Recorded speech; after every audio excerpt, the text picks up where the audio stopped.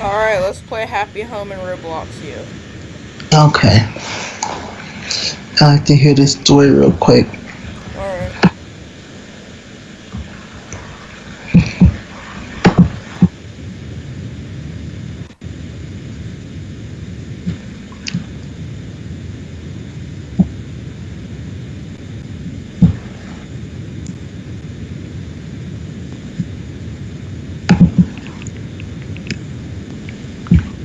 Who I would be. The sensation of the rubber glove against my clit felt unusual, and I liked it. I did that for a little while, just thinking about what I was about to do, while staring at the smaller garbage bag in the far corner of the dumpster where I'd left it yesterday. Oh my god. I still felt the butterflies in my tummy. I kept thinking to myself that I can't wimp out, that I had to go through with this. I'll read something. I wished for a moment that someone else was there to force me to do it, but decided that it was somehow much more sick and depraved to do it to myself willingly. And I thought, yeah, that's me. That's what I want. I deserve this. And so I knew it was time to do it. I got back on my hands and knees and crawled to the other side of the dumpster. I sat down next to my garbage bag, gently picked it up and placed it in front of me. The terrible smell was already stronger. Carefully, I tore the bag open. And there they were. There had to be thousands of maggots, kind of beige yellow with little black spots on them, all writhing in a large mess. I couldn't even see the rotting meat underneath them. Dozens more maggots clung to the inside of the black plastic, which was coated with a thick light brown slime. It was such a repulsive sight I thought I was going to throw up right there. But I didn't. I took a few minutes to get control of myself, fingering my clit while staring at the maggots, trying to work up the courage to continue. I scooped up some of the slime on my gloved finger and brought it to my nose. I knew what it was from the reading I'd done before. It was digestive juices from the maggots, full of bacteria. And it smelled just horrible. I thought to myself, that's what I'm going to smell like. That's the stench that's going to come from my vagina. I want that, I thought, spreading my legs wide apart. I dragged my slimy finger between my pussy lips.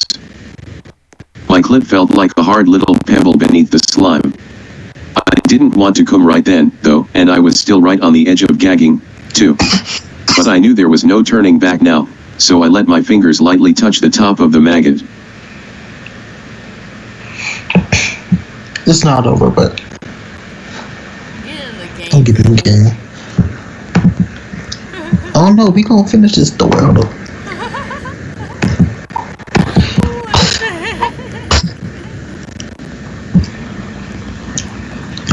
This is me. I think we're real freaky now.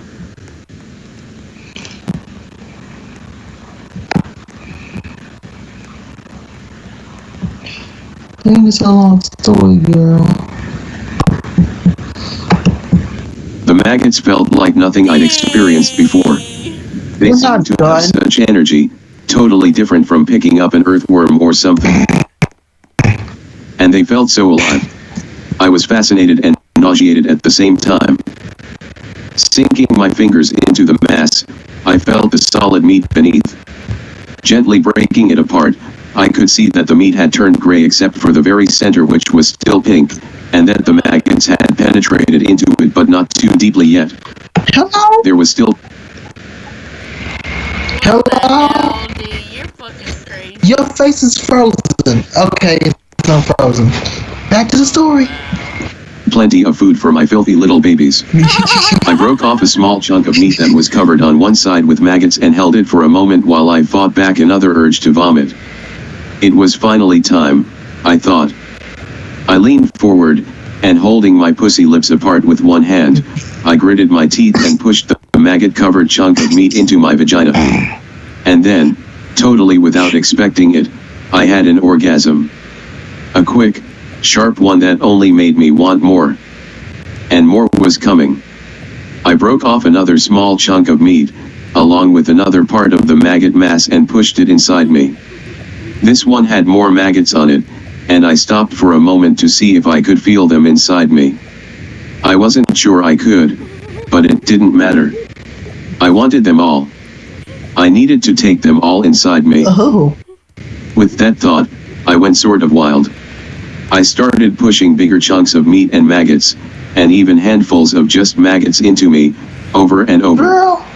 I was practically hyperventilating, too. I wasn't thinking at all about the noise I must have been making. But now I could definitely feel the maggots squirming inside my vagina. Aww. Just the idea of it made me come again. Mm.